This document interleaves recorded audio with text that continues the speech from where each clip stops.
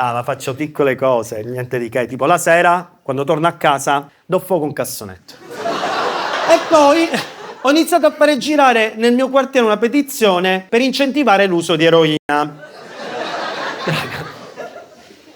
I tossici sono gli unici che lottano ancora per il quartiere, va bene? Vacci sotto casa mia. Addio al mio tossico di fiducia che non si può bucare.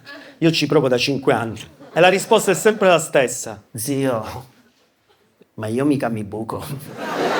Capite che in questo scenario gli spacciati davanti alle scuole per me assumono tutto un altro ruolo sociale. Io gli darei proprio le pettorine tipo i volontari di Save the Children, raga. Ciao, come ti chiami? Danilo. Posso disturbarti un attimo? Sì, certo. Hai mai sentito parlare di eroina?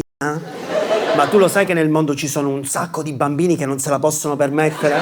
La producono ma non se la possono comprare, un'ingiustizia.